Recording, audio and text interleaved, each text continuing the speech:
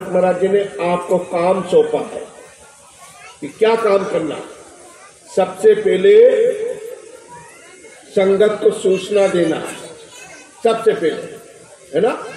जैसे कहीं पे भी गुरु महाराज का सत्संग हो, कहीं पे गोला आश्रम पे सत्संग हो या और कोई बात हो तो उसकी सबको सूचना देना है ना। और फिर आप लोग भी सब सुनते जाओ, ये तो सुन ही रहे हैं।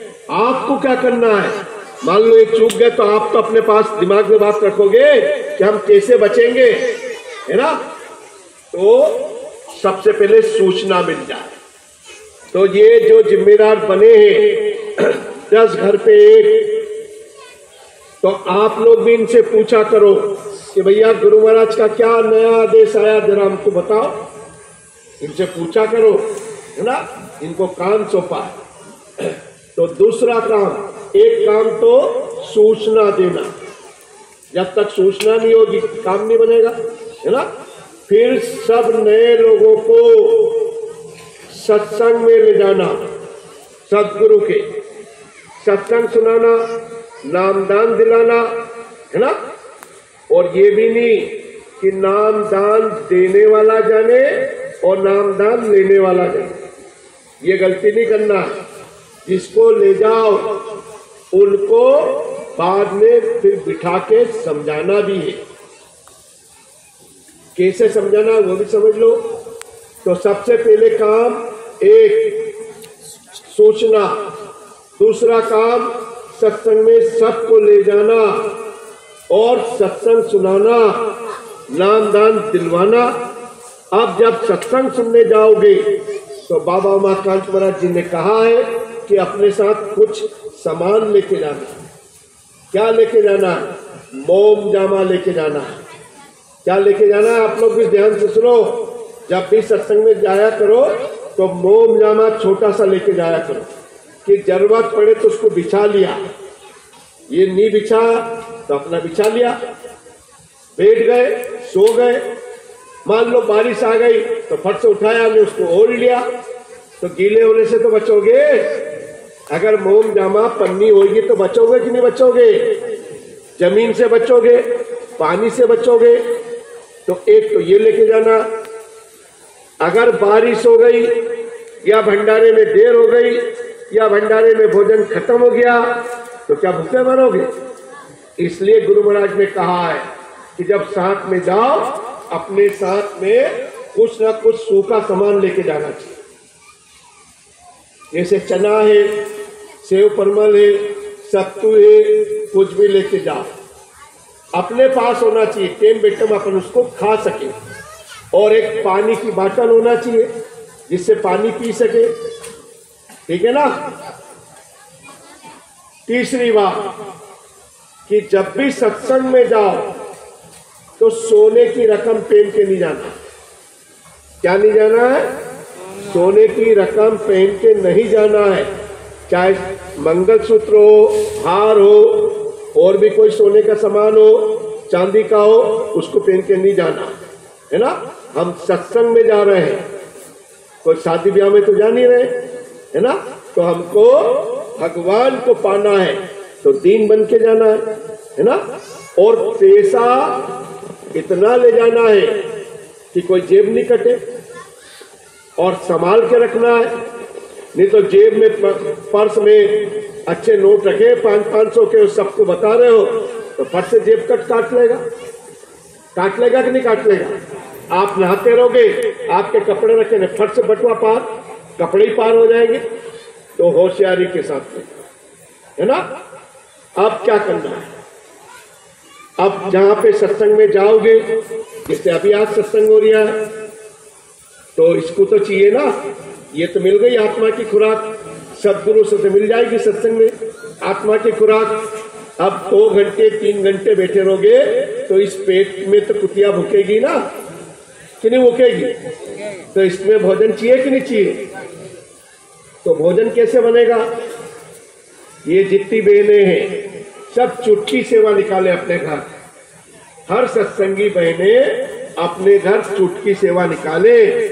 चावल निकाल दे, थोड़ा सा दाल निकाल दे, थोड़ी सी नमक निकाल दे, मिर्च निकाल दे, रोटी बनाए तो आटा निकाल दे। अब इसका चुटकी सेवा का क्या करना है कि इकट्ठा करना है, और कोई आपके दरवाजे भिक्षा मांगने आ जाए तो उसी में से उसको दे देना। हमारे जैसा कोई भगत आ जाए तो उसको बना के खिला देना, और बच जाए तो आटा अगर ज्यादा दिन का हो जाएगा तो उसमें कीड़े पड़ जाएंगे, तो क्या करना चाहिए, उस आटे को तोलना चाहिए, और उस आटे को जो खराब होने जैसा है अपने घर में काम लेना चाहिए और उसमें ताजा रख देना चाहिए।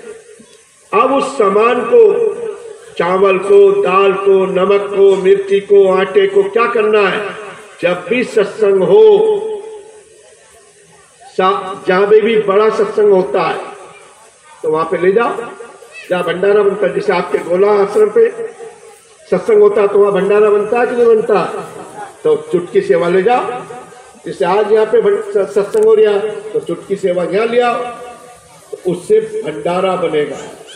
और आपके घर का जो अन्न आप चुटकी सेवा में निकालोगे और वो जो भंडारा बनेगा उसको कोई खाएगा तो आपका लेन देन चुकता होगा कि नहीं होगा, होगा ना। और जब आप चुटकी सेवा निकालोगे तो ये दुखहर्ता बाबा उमाकांत महाराज जी बोलते हैं कि आप तो एक चुटकी निकालोगे और मैं एक मुट्ठा दूंगा, एक मुट्ठा दूंगा, तो घाटे का सौदा है कि फायदे का। जो भी अपने घर चुटकी सेवा निकालेगा, देखो उसके घर में कभी अन्न की कमी नहीं होगी, हमेशा घर में भरा रहे। तो चुटकी सेवा निकालना है ना। अब क्या करना है, अब आप उसको लेके आ गए, तब उसको सुमरन, ध्यान, भजन सिखाना है। क्या सिखाना है, सुमरन, ध्यान और भजन सिखाना है। और फिर उसके घर में, हर सत्संगी के घर अपने गुरु का, जिन गुरु ने नामदान दिया है, जो वक्त के सदगुरु है, उनका अच्छा बढ़िया फोटो होना चाहिए। सबके घर में फोटो होना चाहिए कि नहीं होना चाहिए, है ना।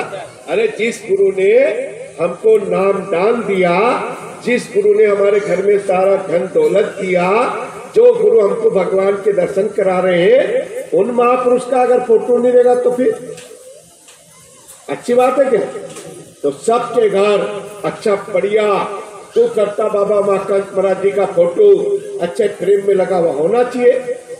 और जिन्होंने बाबा जय गुरुदेव जी महाराज से नामदान लिया है, उनके घर तो मंदिर बनना चाहिए। किसका, बाबा जय गुरुदेव जी महाराज का। तो मंदिर कौन सा, कोई ईट पत्थर का थोड़ी, भाई आपका घर है, घर के कमरे है ना। तो उसमें बाजार में लकड़ी के मंदिर मिलते हैं कि नहीं, लकड़ी के मंदिर, वो लेके आ जाओ, ऐसे दीवार पे ठोक दो, उसमें फोटो रख दो गुरु महाराज का, है ना। और साइड में जैसे बाबल ये गोला आश्रम पे मंदिर बना है और साइड में दुखहर्ता बाबा उमाकांत महाराज जी का फोटो रखा रहता है। ऐसे घर में मंदिर बनाना है और साइड में ये फोटो रखना है इनका।